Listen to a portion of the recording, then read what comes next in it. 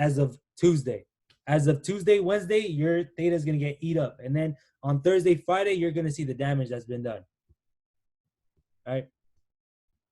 So whenever you guys choose contracts, right, it depends on how far you think the stock is going to go. Like if you think Apple's going to move $10 in 2 weeks and you want to hold it, you want to try to capture the whole 2 weeks of potential movement. Do you want to go 3 weeks out, 2 weeks out, or maybe even 4 weeks out?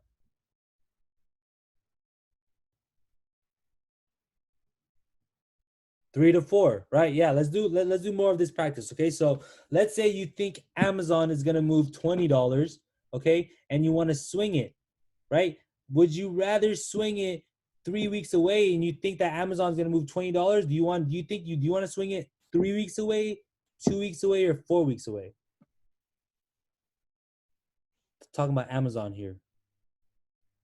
2 weeks, right? That's all you need, because Amazon moves like what? Amazon literally moves like $40, $60, $70 a day.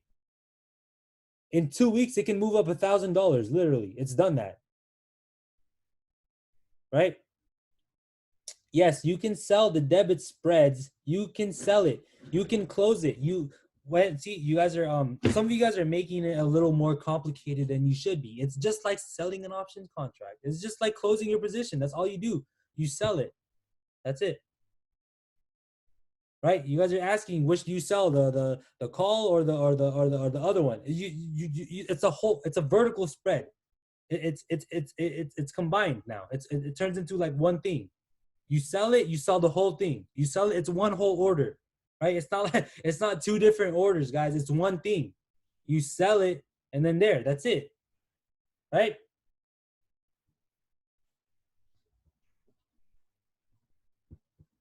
Someone else said to show it on TD Ameritrade again. Here you go. Home Depot, okay?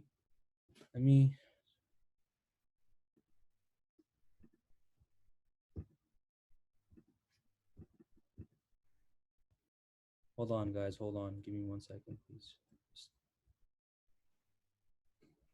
Okay. Like I said before, okay? For those who are asking how to do this, please have your laptops out so you can do it yourself too, okay? Make sure you go on demand, okay? Go on demand so you can practice it, right? You guys can see my screen now? Go on demand, okay? On demand. Type in the stock that you want.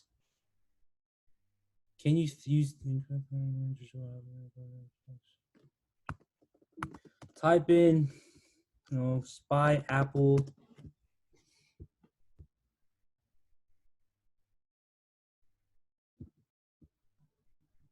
Analyze. You go to the option strike that you want to choose, okay, guys? Choose the option strike that you want. You want a 172.5, you want a 175. Now let me put this out there first before everybody starts to get confused, right? This is not that easy to learn. This is why you have to do this. Do what I'm doing so that you can see what I'm doing, so that you can do it yourself and kind of understand it too. Because just looking at it from a screen, right? An hour from now, you're going to be like, oh shit, I forgot what he just said, right? So just pay attention to what I'm doing. Double click, right? You right click it, analyze the buy trade, right? These are all the different types of spreads you can do, right? In this case, we're talking about debit spreads. And with debit spreads, it's vertical, right? You click vertical, okay? And it'll tell you on the bottom, this is it, right? This is the vertical spread that you're looking at right now, okay? 167 and 190, okay? In this case, I'd rather choose this on, 170 right here.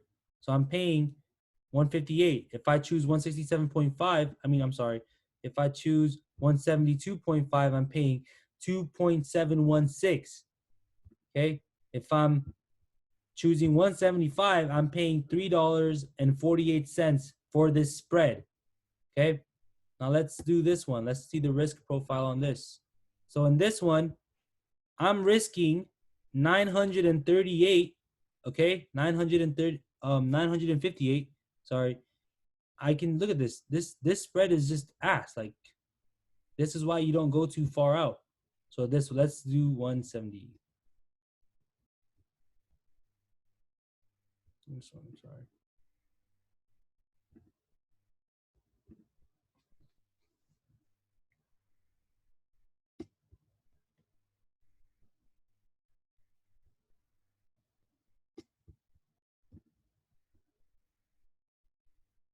Oh, that was the same day expiration. That's why.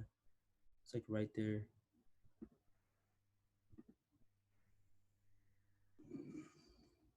Vertical.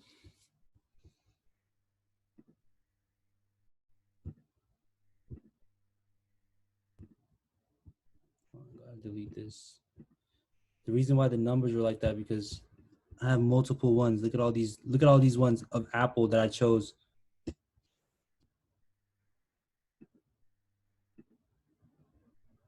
Debit spreads are for day trading, right? It's for swinging and for day trading. It's just for people who don't want to risk more, who don't want to risk the same. If it's for people who don't want to risk what it requires for you to buy a normal call, guys.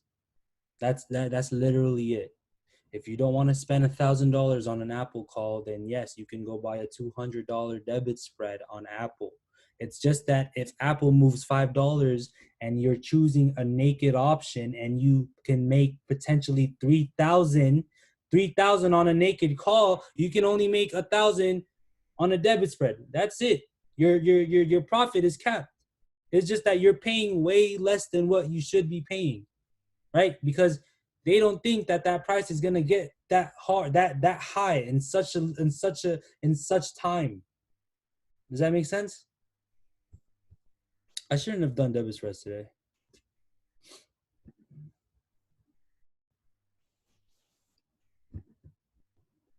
Other terms and conditions and definitions.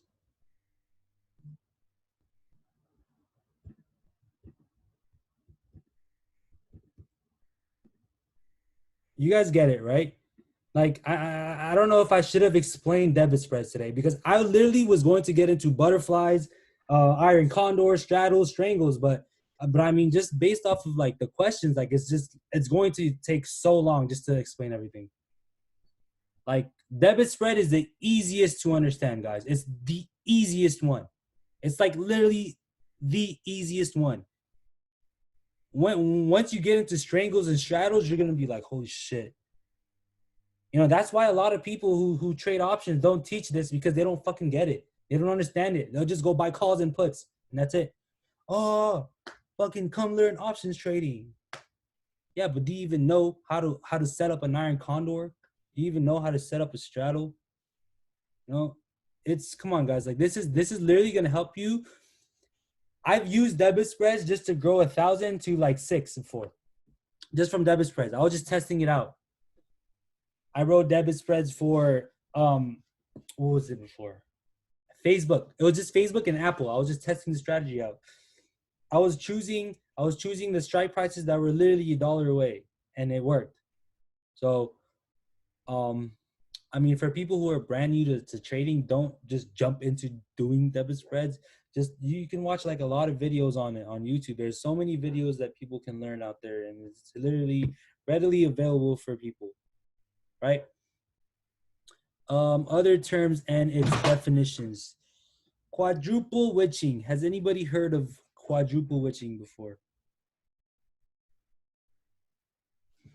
Right. So quadruple witching is the term, okay, is the term used in the United States to describe the third Friday of March, June, September, and December.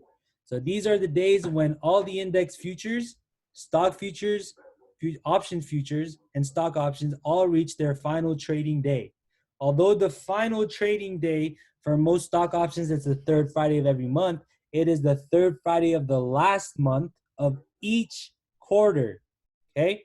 So therefore, the third Friday in each of the months mentioned sees the last trading day for 4 different derivative instruments. Derivative means like contracts, right? That's what derivatives mean, which is why the word quadruple is used.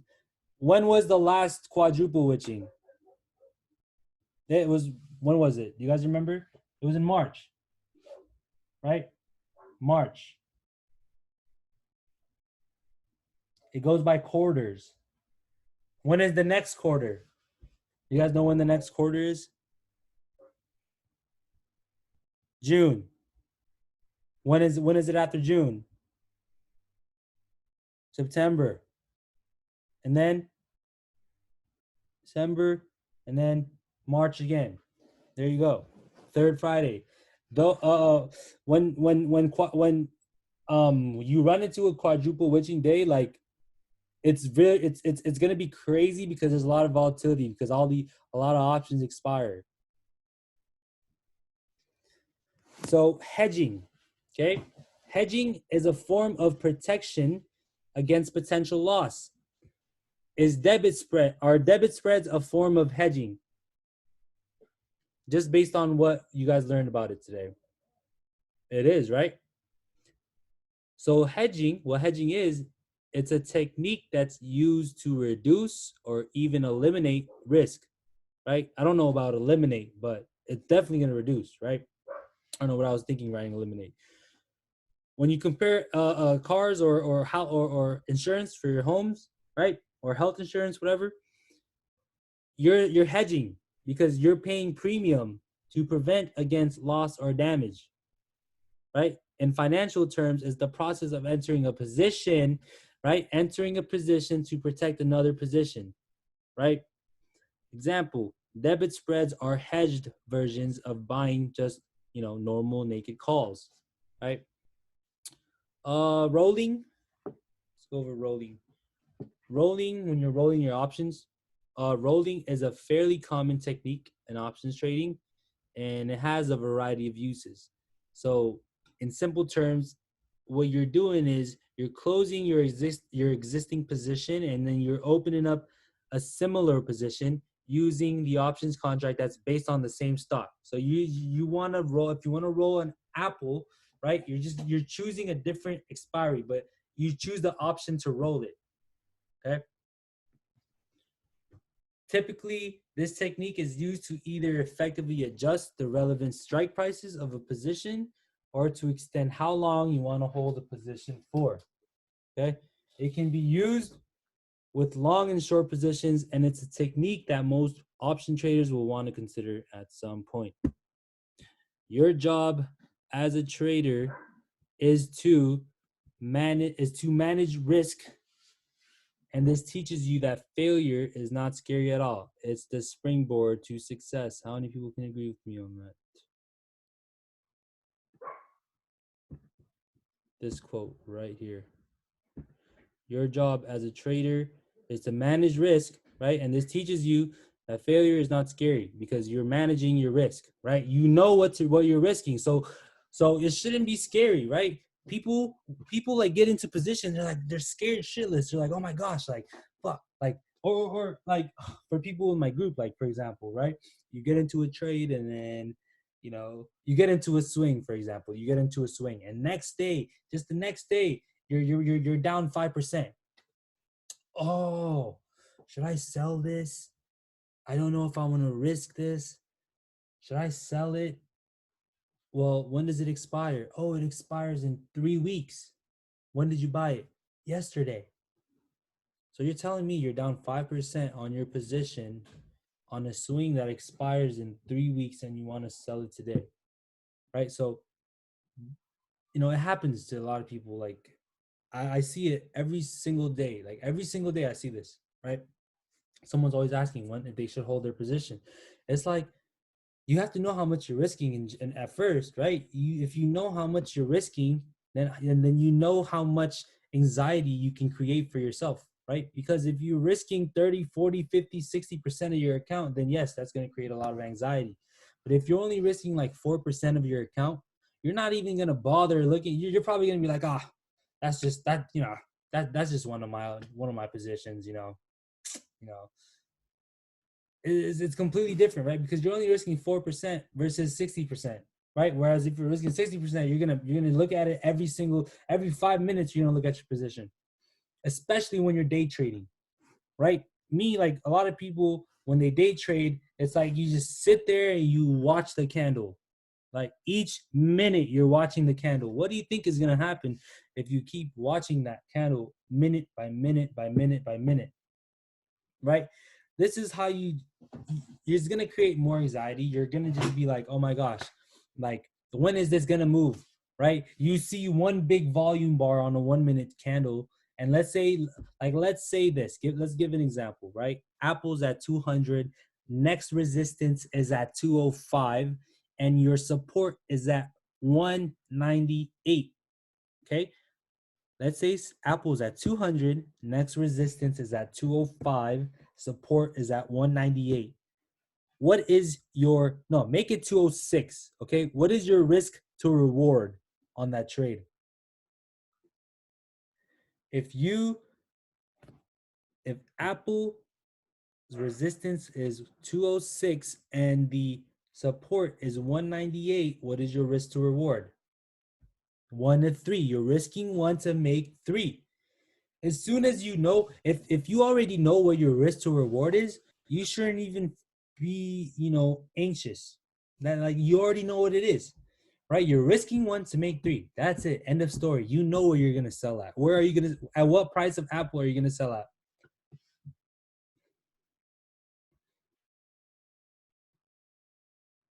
No, I'm saying if Apple goes down, what are you gonna sell at? 198. 198, right? That's all you're gonna sell at. 198, right?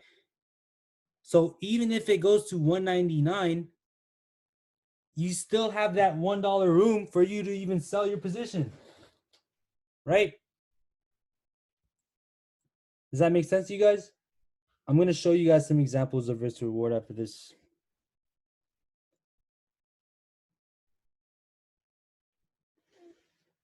Let me show you guys.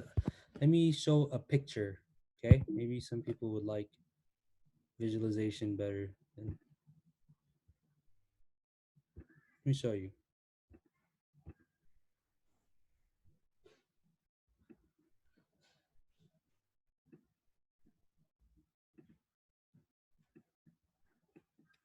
Okay, let's do.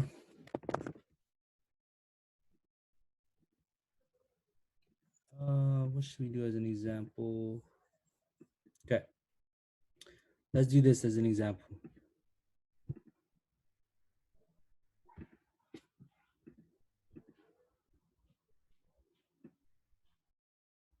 Here.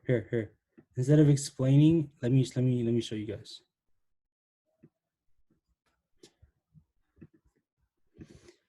If let's say you want to enter here, let's say your profit target is here. Let's say your profit target is here. You want to enter here at this break.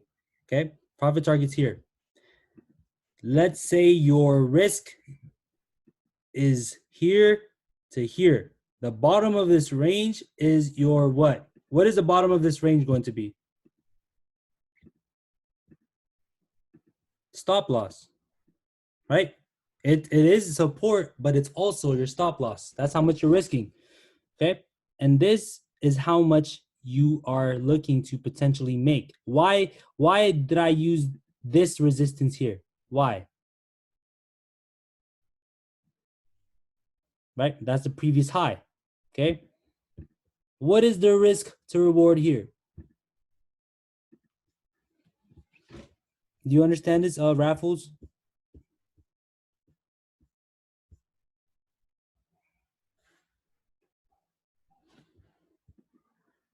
What is the risk to reward here? Right? This makes more sense with the pictures, right? So when you guys think of trading like this, like I'm telling you, this is game changing. You know why? Because sometimes like people think like when I'm swinging things, like I don't get scared or anything. Like I mean I do, but I have this thing up. So I'm the reason why I'm so confident in my trades is because I know the potential risk and the reward.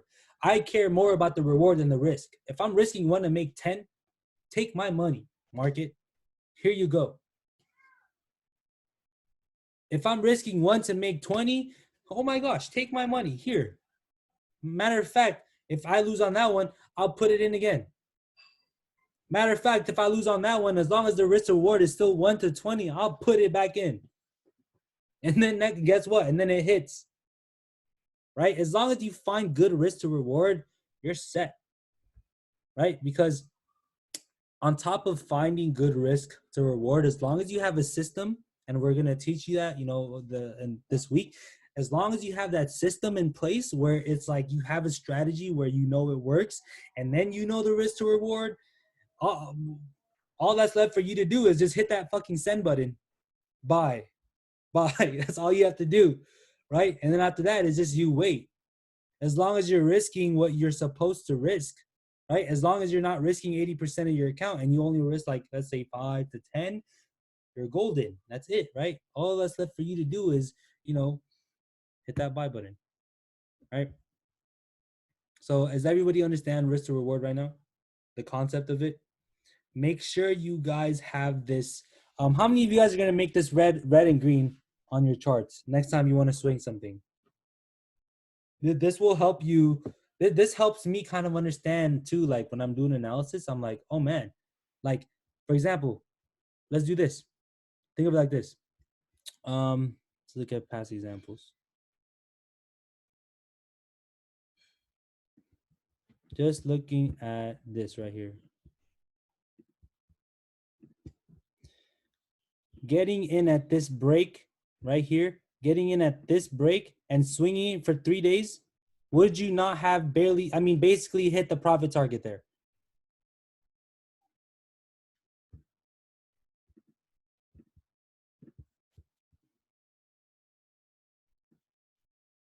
Just using this as an example because the price actually moved to the top, right? Right? You risk here, go in, boom, you're already here by then, right? Just, I'm just saying, right?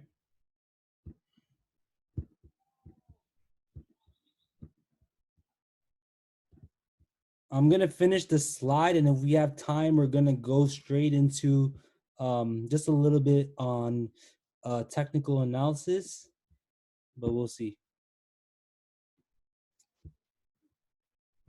I just wanted to get all these option things out of the way first so people understand what Greeks are, people know what gamma is.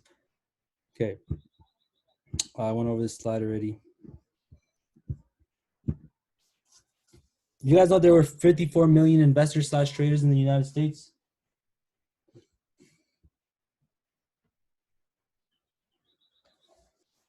I mean, this number might be wrong, but now that's liquidity, huh? Yeah. Okay, so let's go to this pyramid. Creating, so number 3, right? Risk management plus emotional management. Manage risk plus managing your emotions. This is how you manage your emotions, right? This is like the number one question that people are always fucking confused about. Managing emotions. When you're talking about emotions, you cannot completely just take your emotions out. You can't. You're gonna feel something, right? You're down, you're gonna be like, oh shit. You're up, you're gonna be like, oh shit, right? 2 different oh shits, right? You're down, and you're up. You have 2 different oh shits. So you cannot control your emotions, right? You're down, you're like, oh shit, and you're up, oh shit. You have two different things, right? You can't control it. Either way, it's shit. But I'm just saying, guys, like you have to manage your emotion to where this is how you do it, right?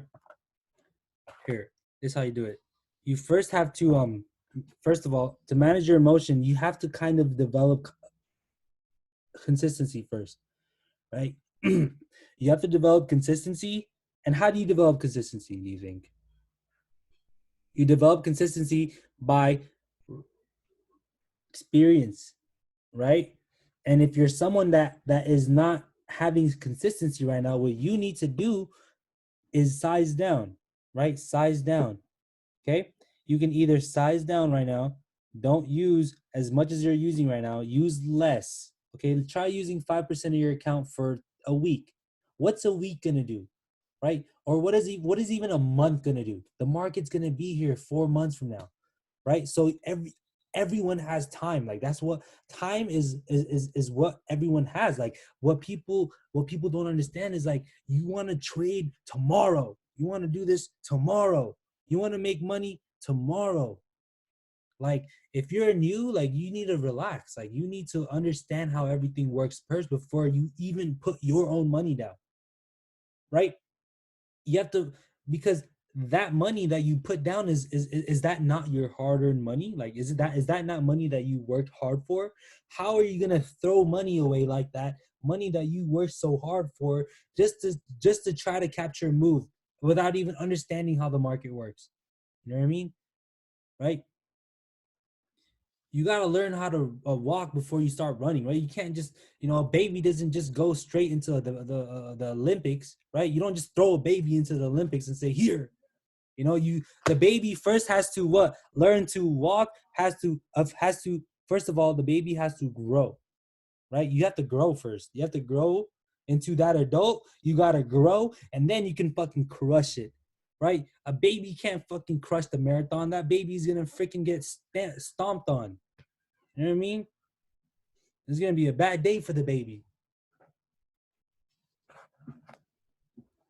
Yeah, you can't expect anything. I'm just telling you guys this because this is like the importance of like process, right? When you have a process going on, or when you are, developing yourself, kind of, it takes time. Like who knows? Maybe three of you will be profitable next year. Now I say that, and you're like, oh, I don't want to be profitable next year. I want to be profitable this year. But what if next year you're raking in freaking $50,000 a day? You know what I mean? What if you're bringing in $50,000 a day next year? You know, if I knew my future self would be making freaking $50,000 a day or something, then I would wait. I would fucking wait.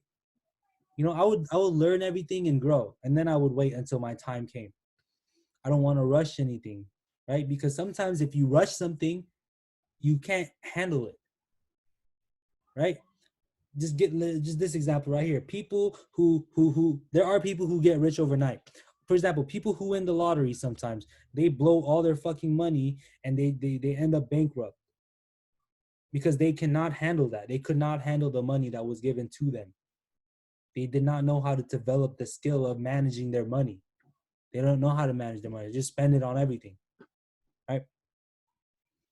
So just like trading, right? If you get lucky one day, just because you get lucky in one single trade, right? Just because you get lucky on one single trade, right? Doesn't mean that you're gonna build consistency after that one trade. You have to have a system, which is number two, okay? Which is number two. You have to have a system. You create a strategy that's been proven to work through back testing. Back testing is what? What did I just do earlier on Thinkorswim?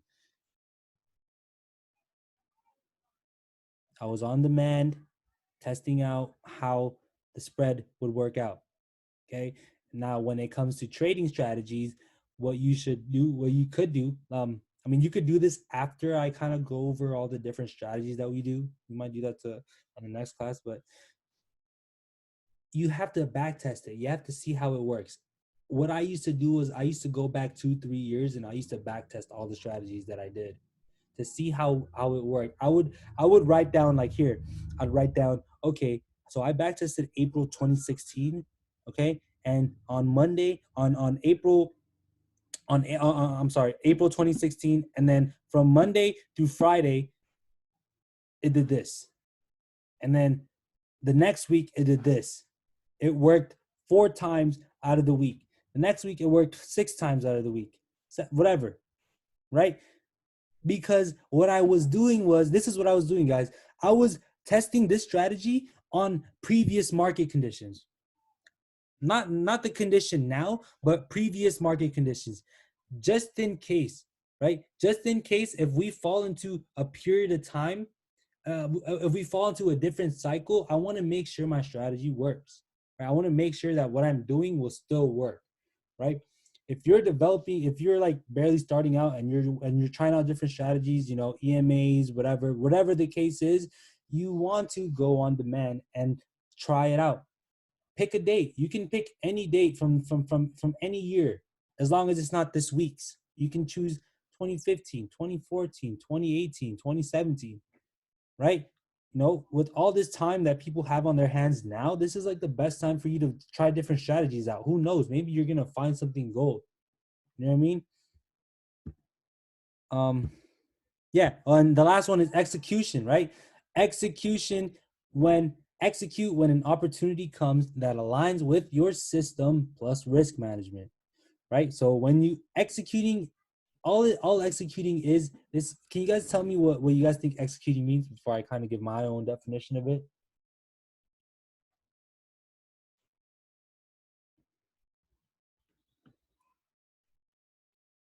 Exactly. Hesitation, don't hesitate, right? All execution is just pulling the trigger and eliminating hesitation. You don't even I don't even hesitate anymore. I don't have to look at a contract twice and then look at the chart and be like, "Oh man, should I do it? Should I do it? Should I do it?" As once I find the setup and I see and if I find the setup, boom, I find the setup, right? I use the indicators and they align with what I'm saying, with what I'm seeing, boom. All I got to do now is look at the contract. All I do is just pick the at the money one, buy. That's it. I don't like what I used to do. This is what poor execution is, right? This is what poor execution is. You're looking at a stock. You see a bull flag.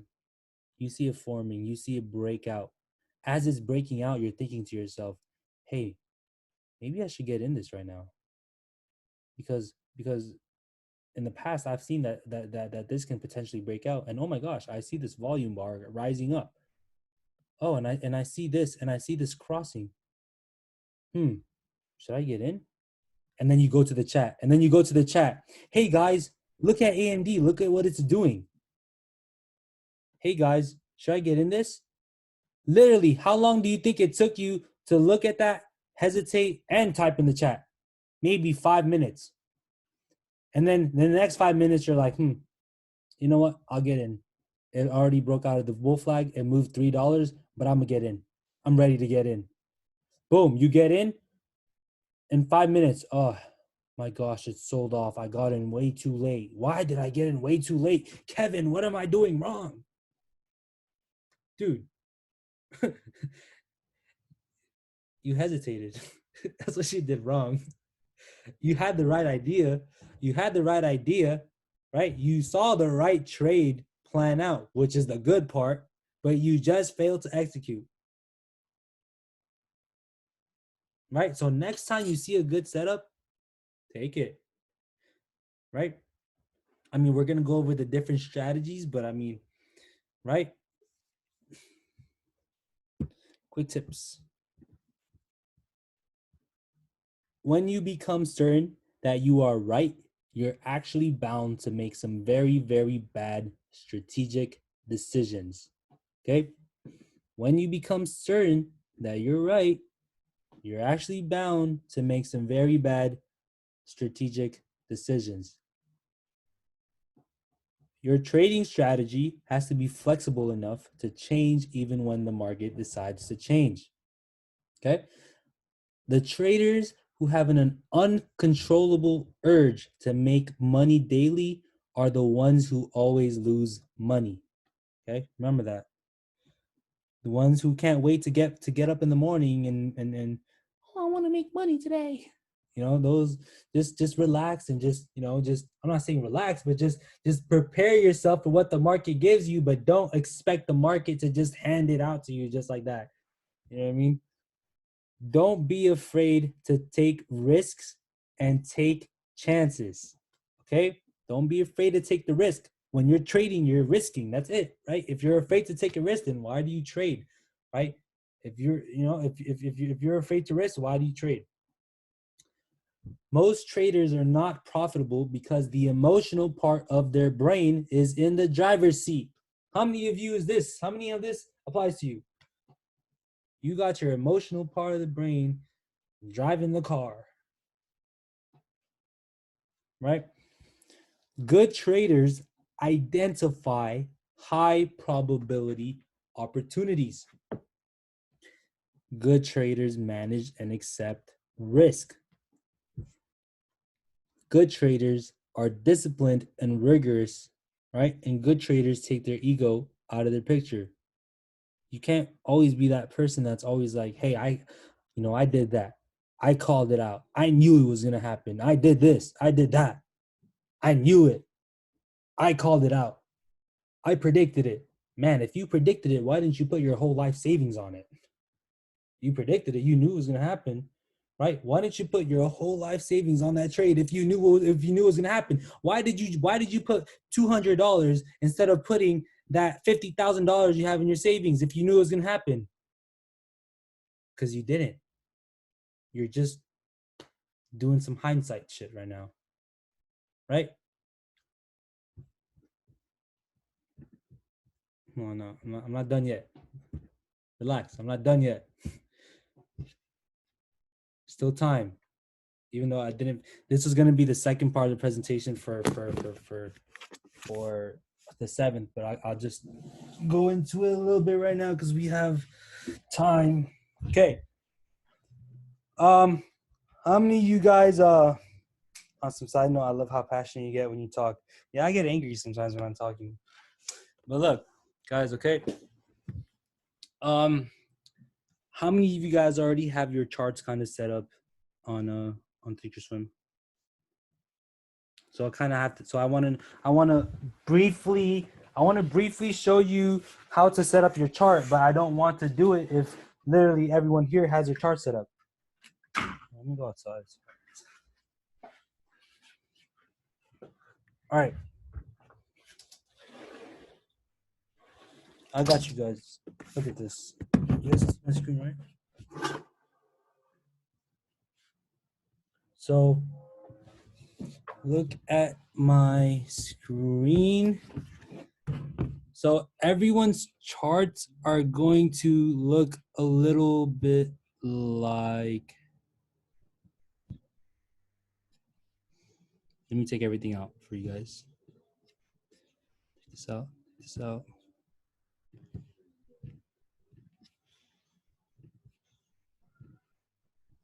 Okay, you guys can see my screen, right? I'm going to quickly show you how to set up your chart. Okay, you guys can see my screen before I start?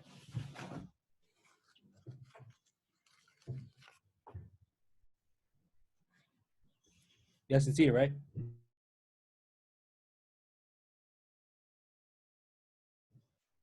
Okay, so what you want to do is, okay, if you're on your computer right now, do this. You go to price axis, time axis, I'm sorry. You go to time axis, okay? So let's say you're on default, right? This is what it would look like if you're on default, okay? You see the right of my screen, you can't see anything past this last candle, okay? Now, when you put it on 50, what it does is it gives you all that empty space to kind of anticipate what's gonna happen, right? I like it like this because I want to be able to kind of gauge what might happen, okay? Let me show you guys my settings window. I don't know why it's not showing you. Here you go. Here's my settings window, okay? 50 bars to the right.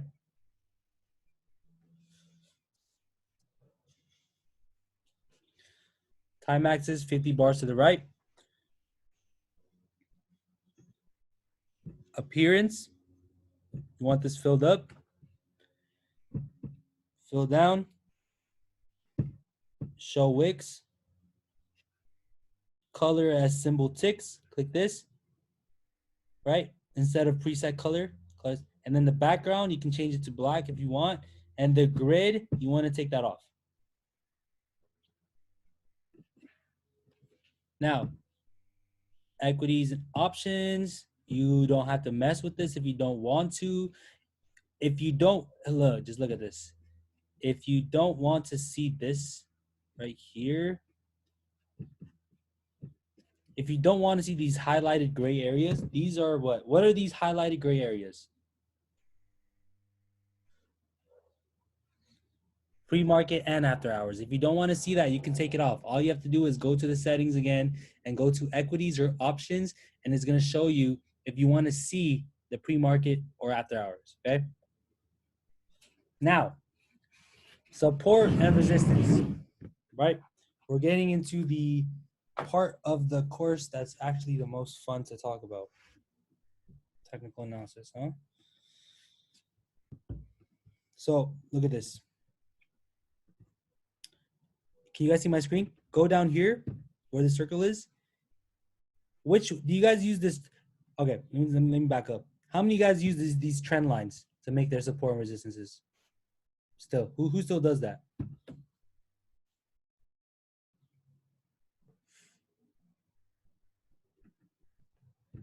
Now, what? Try use this. Use this dollar sign right here. It's called price level.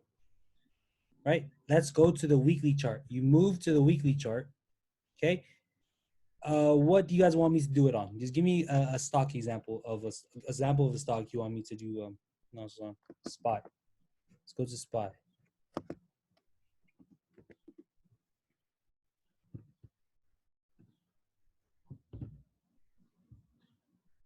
Okay, SPY. You want to make the line on the bottom. You want to find the bottoms and the tops first. Okay, on the weekly chart. Here's the bottom. Now, when you first put on price level, it's not going to be like that. It's not going to show you a dotted line with the price on there. You have to go to edit properties. Now, let me go back to this. Let me go. You want to go to edit properties, right? You want to show the price on the right, left extension on, right extension on. And then you want to go to the bottom where it says style. You want to click the dotted line, because if you have the thing is, if I have a complete line that's not dotted, sometimes it messes up. It messes me up because I can't see the candle sometimes. So I make it dotted, okay? And I press okay. Right? Now, going back to the chart, you find the tops, okay?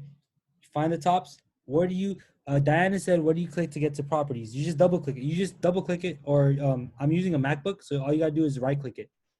Right click it, edit properties.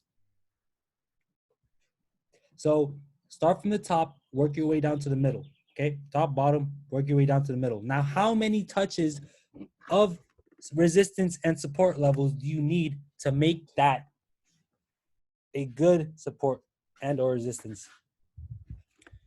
3 minimum, 2, 3, right? 2 or 3. Now, the reason why I made this line on the support and it only touched once on the weekly, why? Why did I make a line here even though it only tried once? Because it's the low. And this one is the top, right? When you have the low and the top, you don't need to have it touch 3 times, because that's the lowest it's ever been. It's the highest it's ever been, right? So you work your way down the middle. Now, people always ask, do you use the wicks or do you just use the end of the candle, like the box, right? Is it the wicks or the box? So you first want to look at the wicks, right? You look at the wicks. Now, it doesn't matter if it touches the box because it's already touching the wicks. So like this, here, you guys see how I made that right in the middle? I'm going to show you how many times it hit. So you have here, 1, 2, 3, 4, 5, 6, 7, 8. You guys see, I was just looking at the left and it just so happened that it touched the one on the right. Now, just by looking at that, can you agree with me that all support and resistances throughout history, just by looking at the charts, always tend to repeat itself? Why? Why is that? Now look at this. Just look at this. Look at this example. What happened the first time it touched this area here? What happened when SPY first hit this resistance line? Got rejected. What happened here? Got rejected. What happened here? It broke, but then it broke down again. Now, it wasn't until here that it finally broke up, right? So it took 3 tries, 3 different tries for this just to break all the way up. So does this have more of a, just by looking at this, just by seeing that it rejected 3 times out of 4, and on the 4th time it finally broke. Now, can you agree that this area is a strong area of value where sellers are literally sitting there waiting to short the shit out of SPY. Okay. Now, when you have an area of value like that, right?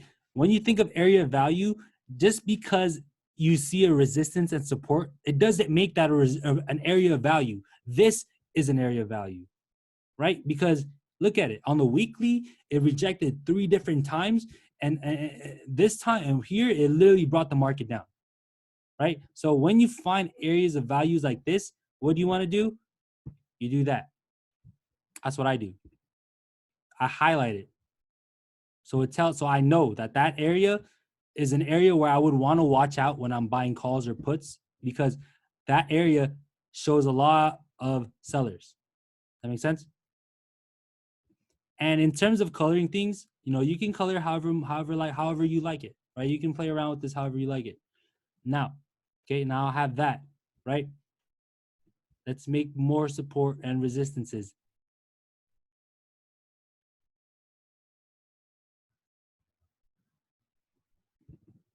This is one. So you have 1 here, 2, 3, 4, 5. Okay. Can this be an area of value?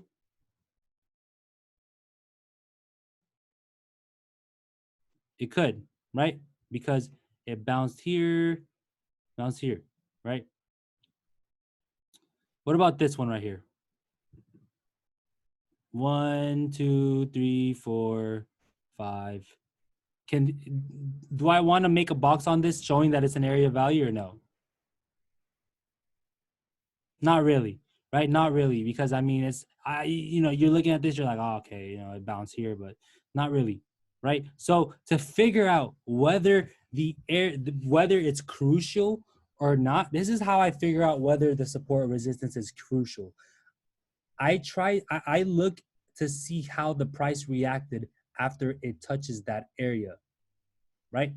The reason why this is such a critical area is because this rejected this time and it literally caused the price to go back down. How many dollars is this? 294 all the way down to 272. $20. Here, same thing, right? Does that make sense to you guys? Here, watch this box right here. Watch this box. Look at this box. Okay, just focus on this box and nothing under it. When the price hit this area of value, did it bounce all the way back down to the bottom of the box right here? 271. Let me make this yellow, this line. Okay, so just focus on the bottom of this line. When it went here, it rejected, went all the way back down to the bottom of the line. What about here? Same thing. Okay, and here we might do the same again, right? That's why it's a crucial area, because it literally helped push the price back down to the bottom of the range after it touches that area of value. That's why it's so critical, right? Does that make sense as to finding critical supports and resistance? Now, from the weekly, okay? From the weekly, I want to move on to the 4-hour chart. Okay? Look at the 4-hour chart. Now, on the 4-hour chart, or you can go on the daily, honestly. Here, let me go on the daily first. Go on the daily. You have one right here.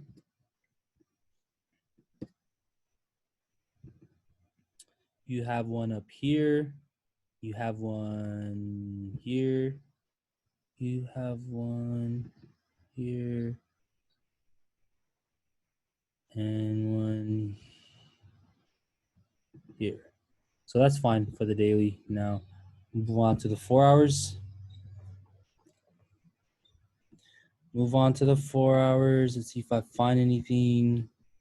If you can't find anything, you know, don't just make random lines just because you want to look like, you know, just because you want lines on the chart.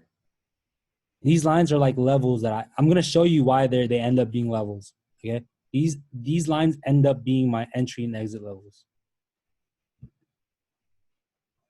You have one here, here.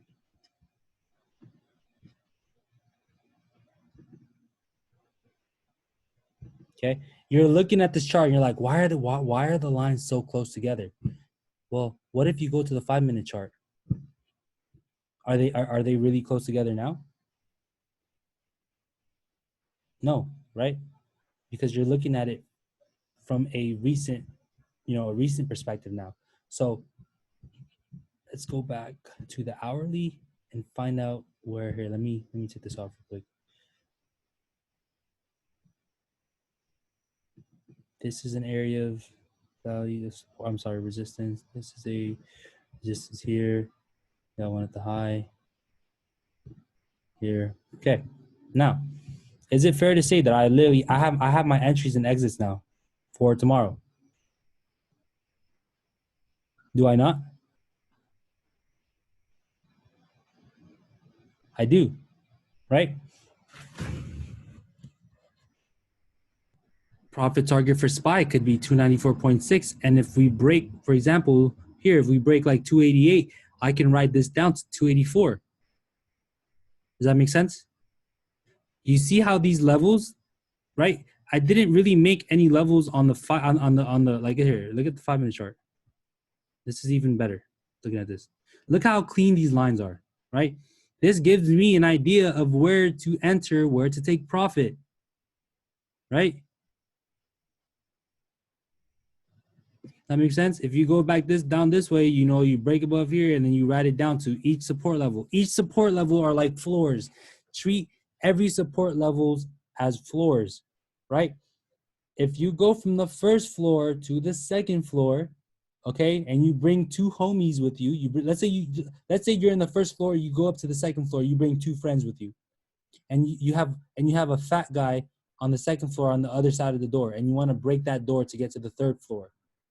Do you think you're going to be able to break that door with the fat guy standing right behind it with just you and a friend? No.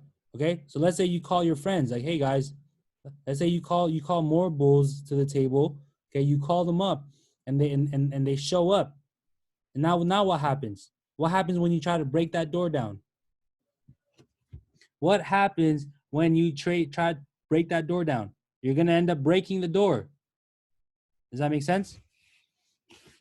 Right? Now, let's move. Somebody asked if I make resistance support lines on the 5-minute. I do. I only do that before I enter, like before the market's about to start. I'll do that, but I won't really do it now because it's not as like. Would you rather have a support line from the hourly or from the 5-minute? For example, hourly because it's stronger, right? Each candle would represent 1 hour instead of it just only representing 5 minutes, right? So if I'm making, for example, like this, right?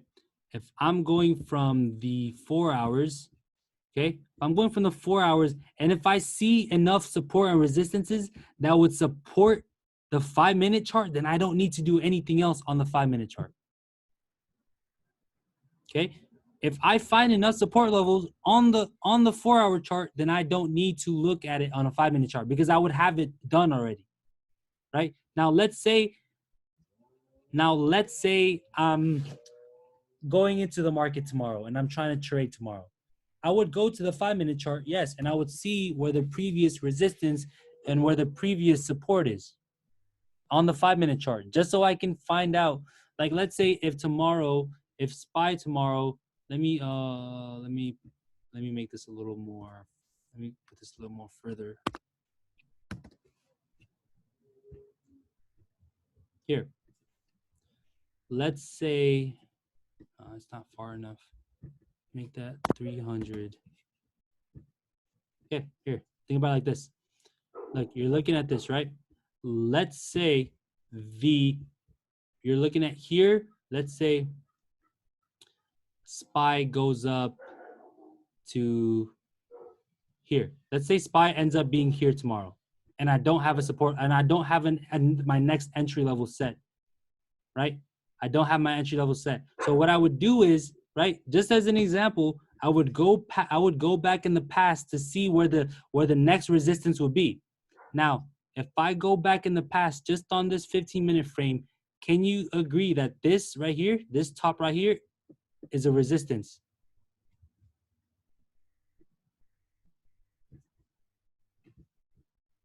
Right? I put that down.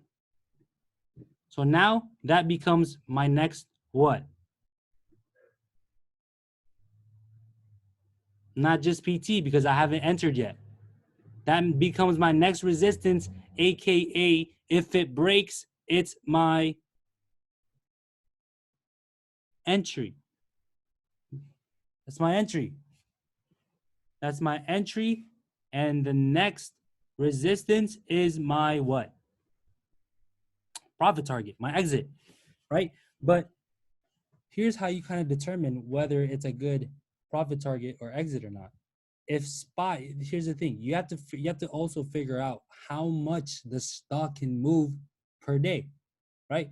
If SPY only moves about $5 per day, and let's say you enter at 292 and you want to exit at 294, is that a good trade to take? It is, right? Because the average movement of SPY is $5, and this is all you're catching is a $2 move, right? Now let's look at the risk to reward for this. Let's say you enter at 292.21. What do you think your stop loss would be? If you can see the screen, 291.58. Now let's make that box there.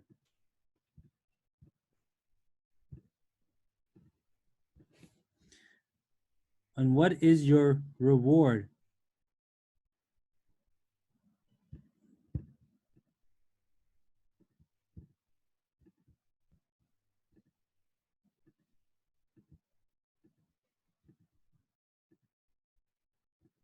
You can. It doesn't matter. So Jay says, can we go a little under 291.8 because of market makers? Yeah, you can.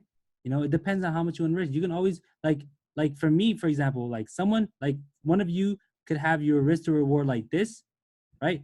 And maybe someone else will have it to where it's like this, right?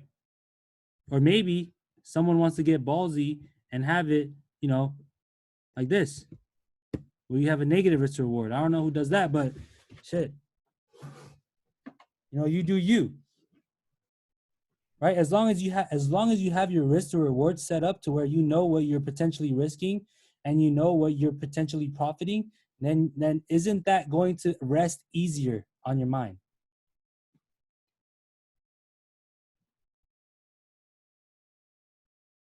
Right? Once you have this line here, you're like, okay, my stop loss is here. So why should I start complaining and crying when I'm only down 10% and it's not even at the bottom of where I would cut the loss at, you know? And you know what you can do to make it easier, right? You can set that you can set an alert at that level. You can literally like I tell people in my group sometimes, you know, after I get into positions, I like to do other things. Maybe I'll go outside and do something real quick, right? Maybe I'll go, you know, take a shower. But what I would do is I would set the alert of the bottom of where I would look to cut the loss. I would set the alert there, and if it hits, then yeah, I'll cut the loss. If it doesn't hit, there's no point. Why should I just why can't I just let it run? You know what I mean? Puneet says, so would you say most of your trades on breakouts are breakouts of 1 hour or higher key levels? Yes, exactly. Why?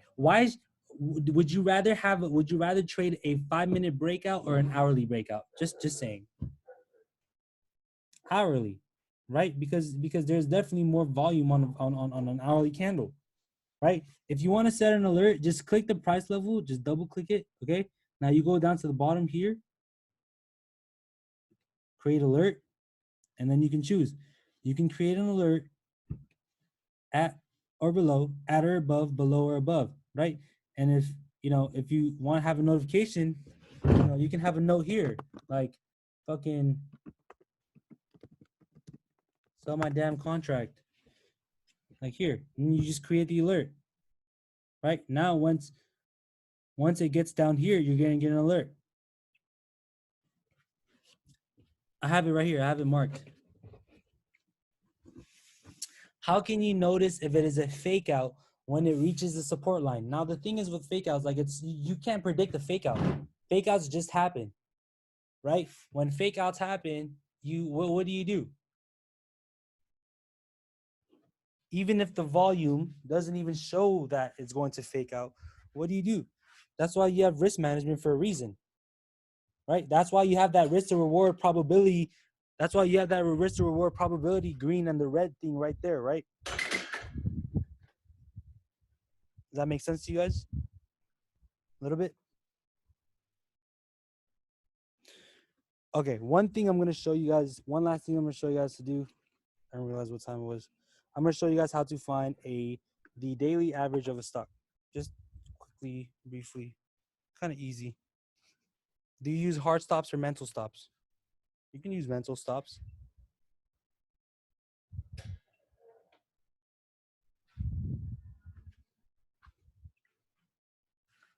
So why do you wait for breakouts? Why do you wait for breakouts on stock? Why do you wait for breakouts to enter something? How long do you wait for breakouts though? That's like the number one question that people fail to understand. How long do you wait for a breakout?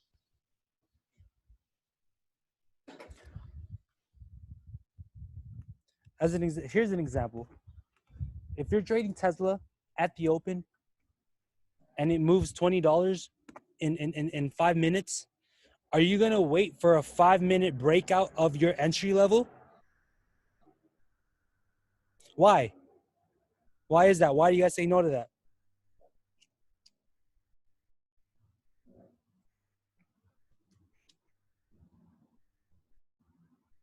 Because by the time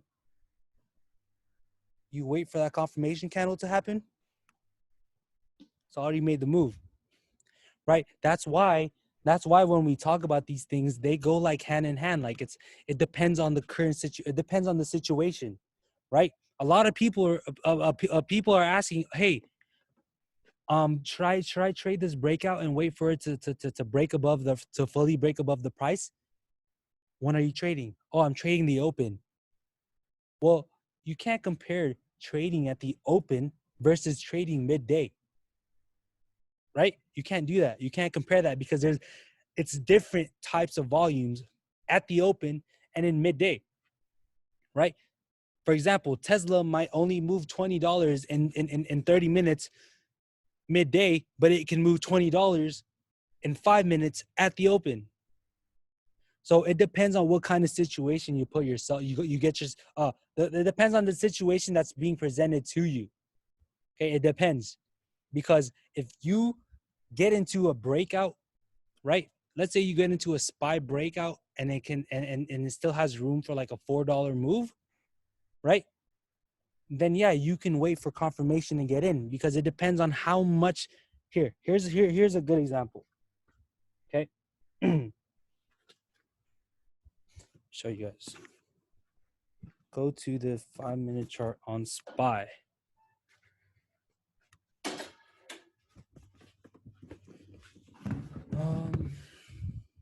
Let's do Boeing instead. Okay. What I'm gonna show you a little strategy for we end this today. So look, here, this is what is this right here?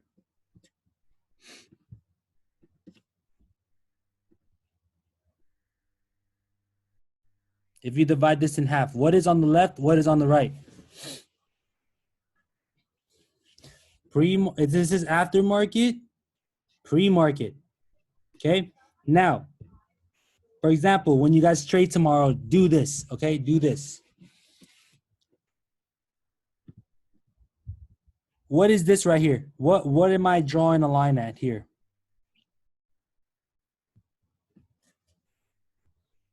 Pre-market low, after hour low, right? Which is also support. But what did the after hour low actually support to?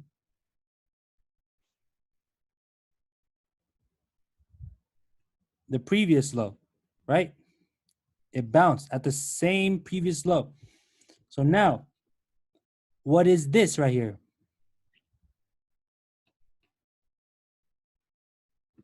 Pre-market high, okay? That's the pre-market high, okay? Now, let's say you have the same levels drawn on from the previous day. Pre-market low, pre-market high, and the low of that day. Now, the low of that day, did it retest again? So this is the low of the previous day before that. Boom. Did it retest here?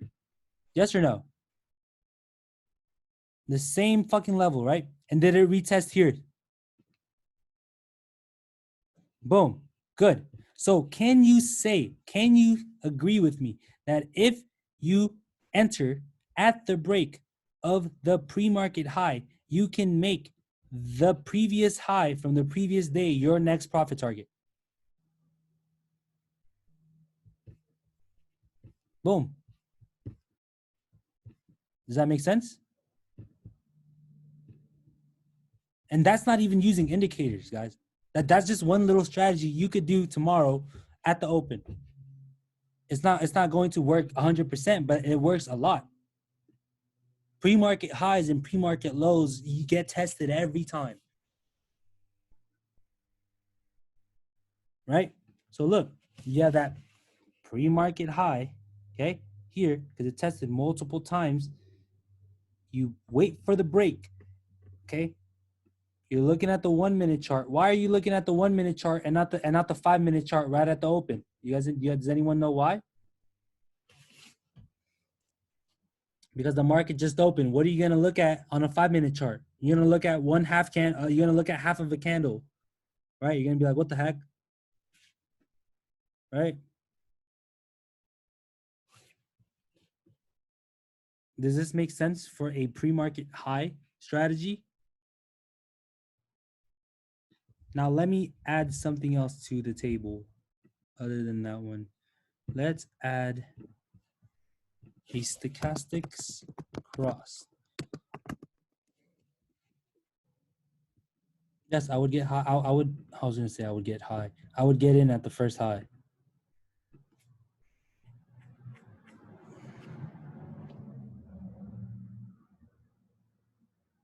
Do you trade with the 5 minute later in the day, including close, even though there's volume at the close too? I don't understand the question.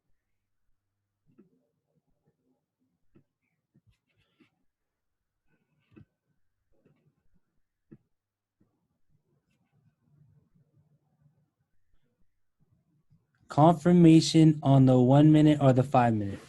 If, like I said, just like I said, literally 15, 16, 17 seconds ago, am I looking at the 5 minute candle or the 1 minute candle when the market's open? Just opened. 1 minute. So am I looking at a confirmation for a 5 minute candle or a 1 minute candle? One. Right? That makes sense? Now looking at the stochastics, right? Stochastics determine momentum. Okay, they determine momentum, right? Now, before I go, let me show you one more thing on stochastics. Now, let me just back up and show you on the weekly for stochastics. Let's look at people. Okay, look at the stochastics here. Look at the price. Look at the cross. What happened? What happened when the red crossed below the purple? Drop. What happened here when the red crosses above the purple? Pump. What happened here when the red crosses below the purple? And what happened here when the red crosses above the purple? Okay. Does that kind of make sense on how stochastics works?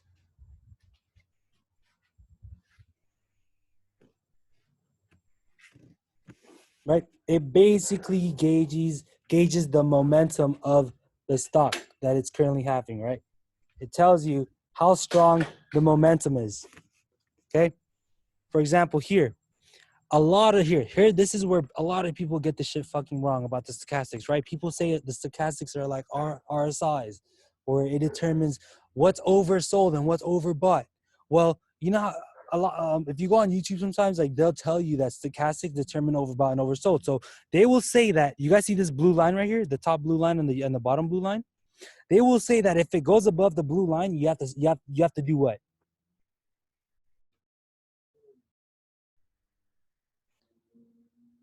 You have to sell, right? They'd say that if it goes above the blue line, you got to sell. And if it goes below the blue line here, you have to do what? You have to buy, okay? But look at this here. What happened here this whole time?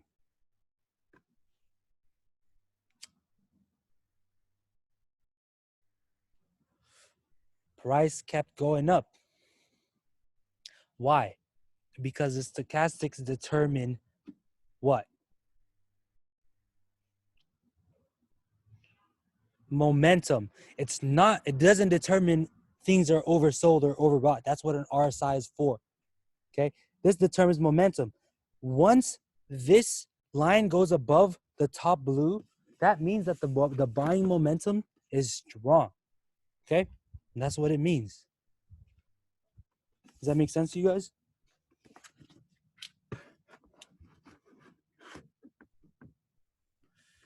Now, before my laptop dies and before we go, because it's 8, I'm going to show you the stochastic strategy with, hold on.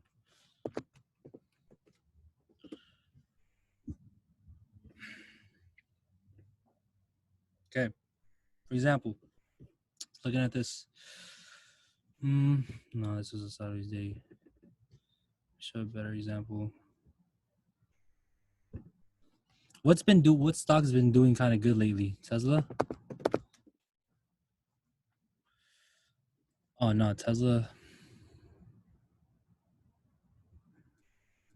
Facebook. What did we trade yesterday? That was a good trade. Netflix. We traded Netflix yesterday. The open. Okay, let me take this off. Don't look at it. You guys are cheating.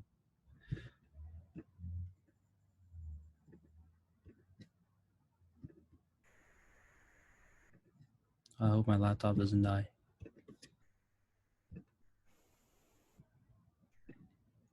Okay. Now, where was Netflix's pre-market high? Where did it also test before that though? Here, right? That was the pre-market high. Okay. Don't look at this line because this line I just made today. So this was yesterday. Okay? So looking at this, what did the stochastic do on the 5-minute here? So this is 5-minute. This was literally a 15-minute trade. What did it do here? It crossed up. It crossed up here. You see where it crosses? Do you guys see my thing right here? The thing that moves in the middle? The line? Okay. Where did it